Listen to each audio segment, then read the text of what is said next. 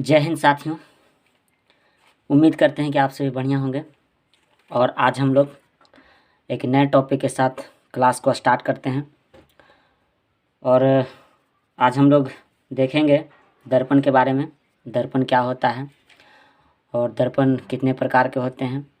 दर्पण से संबंधित जितनी भी बातें हैं आज हम लोग करेंगे। और लेट्स स्टार्ट, क्लास स्टार्ट करते हैं। तो साथियों आज हम लोग पढ़ेंगे दर्पण के बारे में पढ़ेंगे। दर्पण यानी मिरर क्या होता है और यह कितने प्रकार के होते हैं।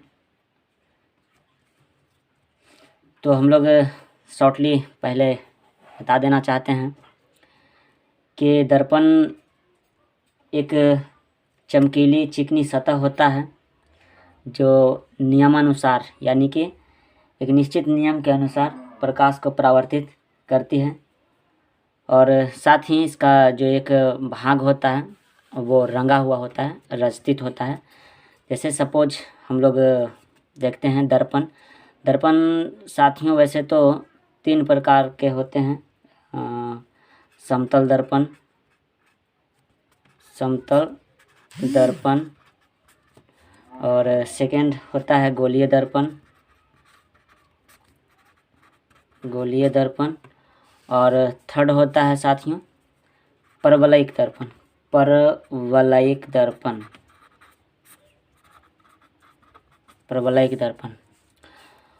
तो हम लोग जानेंगे बारी बारी से समतल दर्पण क्या होता है, गोलीय दर्पण क्या होता है और परवलयिक दर्पण क्या होता है। और एक बात और, गोलीय दर्पण का 2 प्रकार होता है। गोलीय दर्पण 2 प्रकार के होते हैं। एक होता है अवतल दर्पण और एक होता है,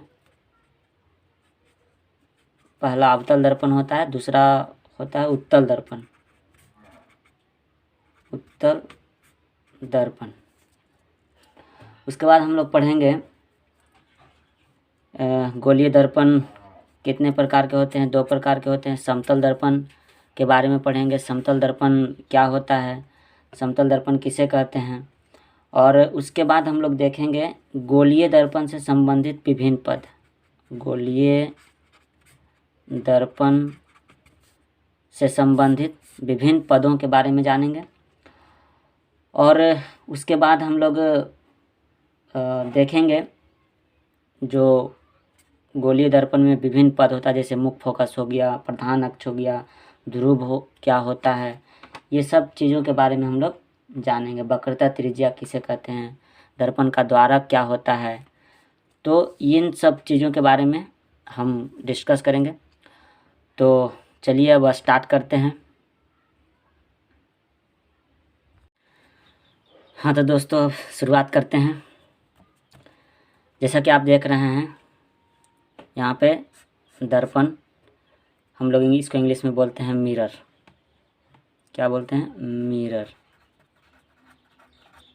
बोलते हैं। चलिए यहाँ पे डेफिनेशन इसका दिया हुआ है। डेफिनेशन में है, डेफिनेशन वह चिकनी और चमकीली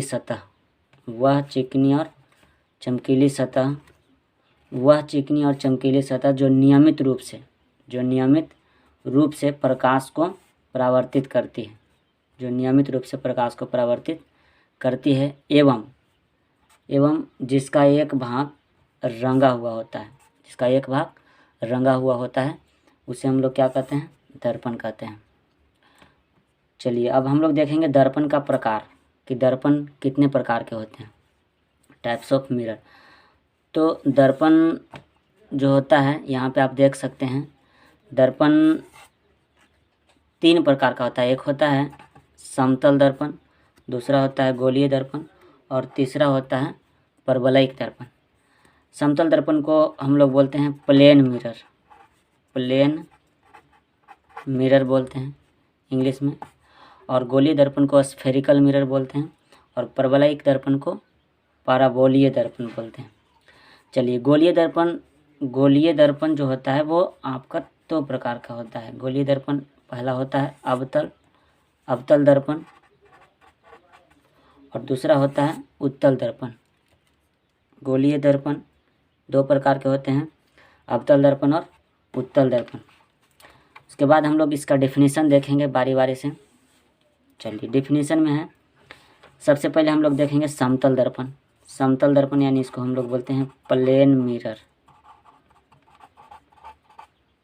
प्लेन मिरर। तो समतल दर्पण क्या होता है? समतल दर्पण जिस दर्पण की परावर्तक सतह समतल होती है, जिस दर्पण की परावर्तक सतह समतल होती है उसे हम लोग बोलते हैं, जिस दर्पण की परावर्तक सतह समतल होती है उसे हम लोग बोलते हैं समतल दर्पण। उसे हम लोग क्या कहते हैं? समतल दर्पण कहते हैं। चलिए, और समतल दर्पण जो इसका हम लोग फिगर से समझते हैं। जैसे यहाँ पे मान लिया जाए, इसका एग्जाम्पल हम लोग देते हैं। ये मान लिया जाए ये समतल दर्पण हो गया, ये आपका हो गया समतल दर्पण, जिसका एक भाग क्या होता है? समतल होता है, प्लेन होता है। एक भाग क्या होता है? प्लेन होता है, समतल होता है, और दूसरा भाग रंगा हुआ होता है। उसे हम लोग को क्या कहते हैं? उसे हम लोग कहते हैं समतल दर्पण। उसे हम लोग क्या कहते हैं? समतल दर्पण। चलिए, उसके बाद हम लोग देखेंगे गोलीय दर्पण। गोलीय दर्पण क्या होता है? इसको हम लोग बोलते हैं स्फेरिकल मिरर। Spherical mirror. चलो, इसको हम लोग देखेंगे कि जिस दर्पण की परावर्तक सतह किसी खोखले गोले का एक भाग होता है, किसी खोखले गोले का एक भाग होता है, गोलीय दर्पण कहलाता है। जैसे हम लोग यहाँ पे समझ सकते हैं, ये आपका मान लीजिए खोखला गोला हो गया, यह खोखला गोला हो गया, और खोखला गोला से ही हम लोग गोलीय दर्पण को प्राप्त करते हैं, जिसमें हो गया उत्तल और अवतल। उत्तल दर्पण और अवतल दर्पण, यानी इस गोले का जो भाग होगा उसी को हम लोग गोलीय दर्पण कहेंगे। जिसका अगर इसको हम लोग अंदर से कलाई करती हैं, अगर इसको अंदर से हम लोग कलाई कर देंगे तो ये आपका बन गया उत्तल, और अगर बाहर से कलाई कर देंगे तो ये आपका बन गया अवतल, अगर इसको बीच से काट दें। चलिए, उम्मीद करते हैं कि आप समझ गए होंगे। उसके बाद हम लोग देखते हैं गोलीय दर्पण का जो दो भाग होता है, अवतल और उत्तल दर्पण के बारे में हम लोग अभी देखेंगे। चलिए, तो यहाँ पे देख सकते हैं अवतल दर्पण, इसको हम लोग बोलते हैं कॉनकेव मिरर। Concave mirror. चलिए, इसको हम लोग देखेंगे, जिस दर्पण की परावर्तक सतह धांसी रहती है, जिस दर्पण की परावर्तक सतह धांसी रहती है उसे अवतल दर्पण कहते हैं। उसे हम लोग क्या कहते हैं? अवतल दर्पण कहते हैं। जैसे ये आपका हो गया, यहाँ पे आप देख सकते हैं, ये एक भाग उभरा हुआ है और उभरे हुए भाग को हम लोग क्या कर दिए? पेंट कर दिए। तो ये आपका जो दर्पण बन गया, इसी को हम लोग बोलते हैं अवतल दर्पण। ये कौन दर्पण हो गया? अवतल दर्पण। चलिए, इसका जो परावर्तक सतह होता है, ये परावर्तक सतह हो गया, परावर्तक सतह धंसा हुआ होता है, परावर्तक सतह धंसा हुआ होता है। उसके बाद हम लोग बात करते हैं उत्तल दर्पण की। अच्छा, एक चीज़ और, अवतल दर्पण को हम लोग अपसारी दर्पण भी कहते हैं। अवतल दर्पण को हम लोग क्या कहते हैं? अवतल दर्पण को अभिसारी दर्पण कहते हैं। अभिसारी दर्पण। अवतल दर्पण को कौन दर्पण? अभिसारी दर्पण कहते हैं। क्यों अभिसारी दर्पण कहते हैं? क्योंकि यह जो होता है, यह किरणों को अभिसरित करती है, एक बिंदु पर अपसरित करती है, इसलिए हम लोग अवतल दर्पण को अभिसारी दर्पण भी कहते हैं। चलिए, उसके बाद हम लोग देखेंगे उत्तल दर्पण। उत्तल दर्पण का डेफिनेशन यहाँ पे जैसा कि आप देख रहे हैं, उत्तल दर्पण, इसको हम लोग बोलते हैं कॉन्वेक्स मिरर। इसको हम लोग क्या बोलते हैं? Convex mirror. कॉन्वेक्स मिरर बोलते हैं, कॉन्वेक्स मिरर बोलते हैं। कॉन्वेक्स मिरर क्या होता है दोस्तों? तो जिस दर्पण की परावर्तक सतह, यानी जिस गोलीय दर्पण की परावर्तक सतह उठी हुई या उभरी हुई होती है, उसे हम लोग क्या कहते हैं? उत्तल दर्पण कहते हैं। उसे हम लोग क्या कहते हैं? उत्तल दर्पण कहते हैं। और इसे हम लोग अपसारी दर्पण भी कहते हैं। याद रखिएगा, उत्तल दर्पण को हम लोग क्या कहते हैं? अपसारी दर्पण कहते हैं। चलिए उसके बाद हम लोग क्या देखेंगे? परवलयिक दर्पण के बारे में देखेंगे कि परवलयिक दर्पण क्या होता है। तो पैराबोलिक दर्पण, जो पैराबोलिक मिरर होता है दोस्तों, वह दर्पण होता है जो पूर्णतः गोलीय नहीं होता है। जैसा कि आप देख रहे हैं इस फिगर में, पूर्णतः गोलीय नहीं होता है। उसे हम लोग क्या कहते हैं? परवलयिक दर्पण कहते हैं। चलिए अब हम लोग देखेंगे कि जो समतल दर्पण में बना प्रतिबिंब जो होता है, हम लोग अब देखेंगे समतल दर्पण में बना प्रतिबिंब जो होता है उसकी विशेषता क्या होती है। समतल दर्पण द्वारा बने प्रतिबिंब की विशेषता क्या होती है, हम लोग विशेषता देखेंगे।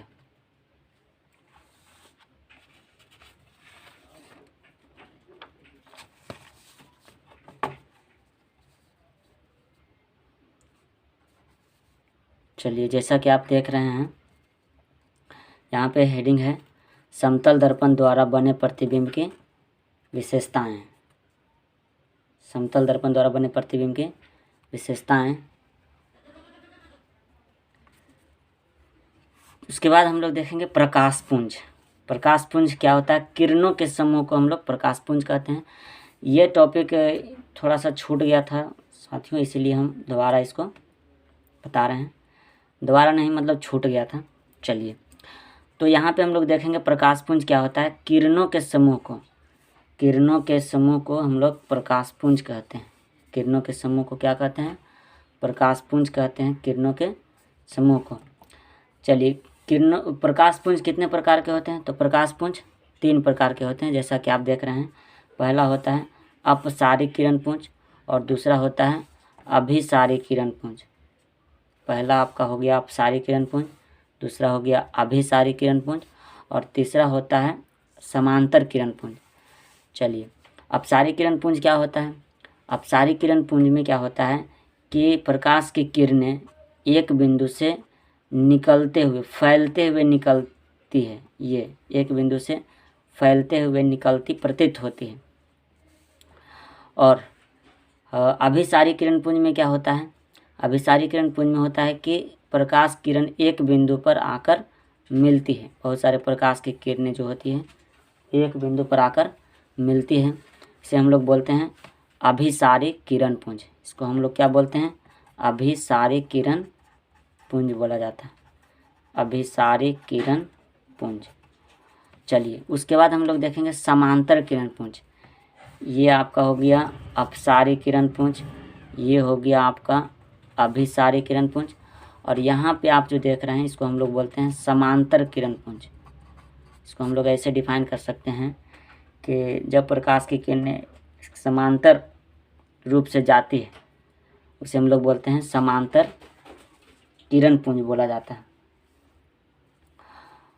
तो उम्मीद करते होंगे कि आपको समझ में आया होगा और अगर हमारा वीडियो अच्छा लगता हो तो चैनल को सब्सक्राइब ज़रूर करें और वीडियो को लाइक जितना से जितना ज़्यादा हो शेयर करें, लाइक करें। और चलिए हम लोग देखेंगे दर्पण से संबंधित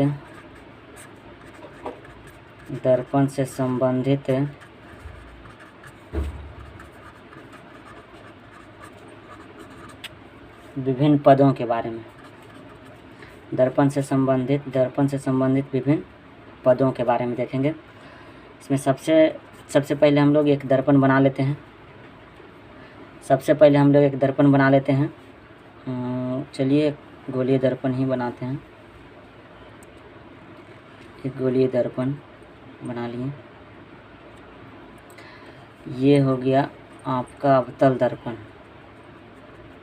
ये आपका अवतल दर्पण हो गया। इसमें हम लोग देखेंगे, सबसे पहले एक लाइन खींचते हैं जो दर्पण के ठीक बीचों बीच से होकर जाती है। ये आपका हो गया, ये जो पॉइंट हो गया ये आपका हो गया पोल। इसको हम लोग ध्रुव बोलते हैं, डिनोट करते हैं पी से। ये हो गया पोल आपका। और ये जो रेखाएं जाती है, सरल रेखा जो पोल से होकर जाती है, दर्पण को दो भागों में विभक्त करती है, उस रेखा को हम लोग बोलते हैं प्रधान अक्ष। इसको हम लोग क्या बोलते हैं दोस्त? प्रधान अक्ष बोलते हैं। इसको प्रधान अक्ष बोला जाता है, इसको प्रधान अक्ष।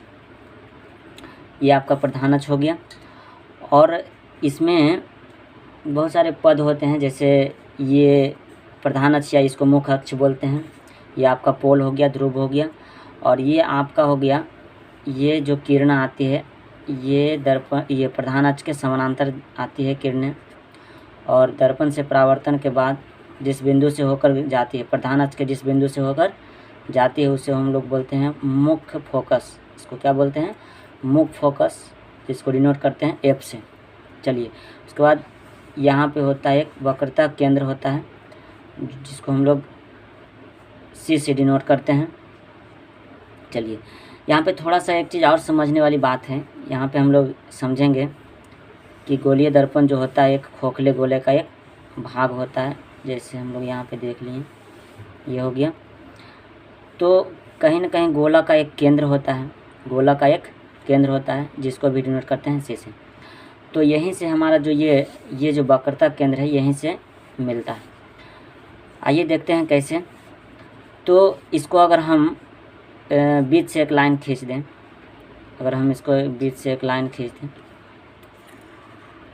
और यहाँ पे अगर हम देखें, अगर हम इसको अंदर से कलाई कर देते हैं, इसको अंदर से अगर कलाई कर दें, तो ये जो आपका बन गया, ये आपका बन गया उत्तल दर्पण। क्या बन गया? उत्तल दर्पण बन गया। और उत्तल दर्पण में जो वक्रता केंद्र होता है वो अंदर की ओर होता है, जिधर कलाई किया हुआ भाग रहता है उधर। तो ये, और इसीलिए हम इसको कहते हैं कि गोलीय दर्पण जिस खोखले गोले का एक भाग होता है, उसके केंद्र को हम लोग बोलते हैं दर्पण का वक्रता केंद्र बोला जाता है। दर्पण का क्या बोला जाता है दोस्त? तो दर्पण का वक्रता केंद्र बोलते हैं।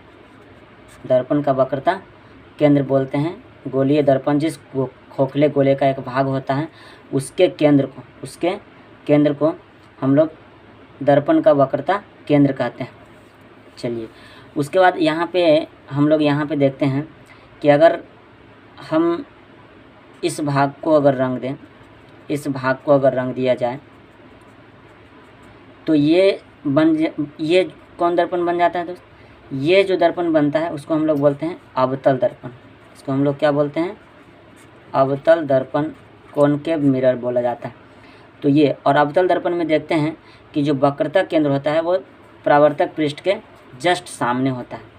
तो परावर्तक पृष्ठ के जस्ट सामने होता है। और यहाँ पे क्या होता है कि अवतल दर्पण में जितना भी प्रतिबिंब बनेगा, वे सारी प्रतिबिंब जो होता है वो दर्पण के सामने बनता है। और एक लास्ट स्थिति जो होता है उसमें दर्पण जो प्रतिबिंब बनता है दर्पण में, वो बनता है दर्पण के पीछे, अवतल दर्पण के पीछे बनता है। ये सब के बारे में हम लोग आगे पढ़ेंगे, प्रतिबिंब कैसे बनता है। फिलहाल यहाँ पे हम लोग समझते हैं इसके विभिन्न पद क्या होते हैं। तो यहाँ पे हम लोग देखें, प्रधान अक्ष, ध्रुव देख लिए, वक्रता केंद्र देख लिए, और इसको हम लोग बोलते हैं मुख्य फोकस।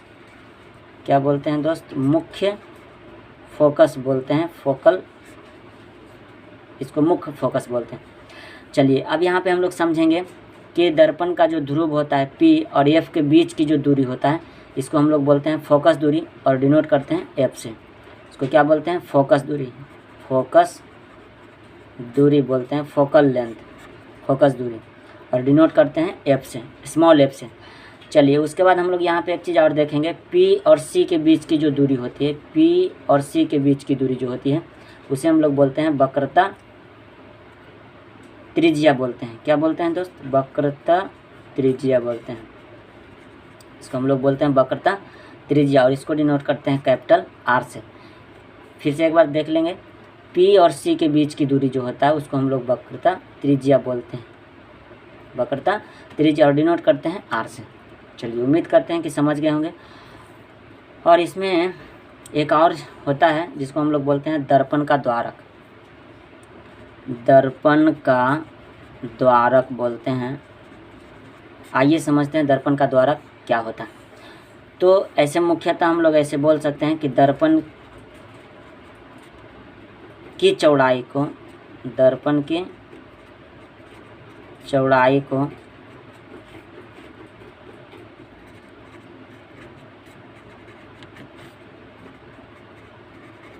दर्पण का द्वारक कहते हैं। दर्पण की चौड़ाई को दर्पण का द्वारक कहते हैं। दर्पण की चौड़ाई के दर्पण को दर्पण का द्वारक कहते हैं। यानी अभी हम फिगर के माध्यम से समझेंगे। तो यहाँ पे क्या है कि इस भाग और इस भाग, ये परावर्तक पृष्ठ हो गया, यानी कि ये जो भाग हो गया आपका यहाँ से लेकर यहाँ तक, ये जो भाग हो गया दर्पण की जो चौड़ाई हो गई, जो परावर्तक पृष्ठ है, इसी को हम लोग बोलते हैं दर्पण का द्वारक। इसको हम लोग क्या बोलते हैं दोस्त? दर्पण का द्वारक। चलिए फिर से एक बार देख लेते हैं। प्रधान अक्ष हो गया जो दर्पण के बीच से होकर गुजरती है, बीच पॉइंट, यानी दर्पण को बराबर बराबर दो भागों में बांटती है, एक सरल रेखा होती है, उसी को हम लोग बोलते हैं प्रधान अक्ष। और यहाँ पे जो पॉइंट कटता है दर्पण में उसको हम लोग बोलते हैं पोल, यानी कि ध्रुव बोलते हैं, और डिनोट करते हैं पी से। चलिए उसके बाद हम लोग क्या देखें, पी और एफ के बीच की दूरी जो होता है उसको हम लोग एफ बोलते हैं, फोकस दूरी बोलते हैं, फोकल लेंथ बोलते हैं।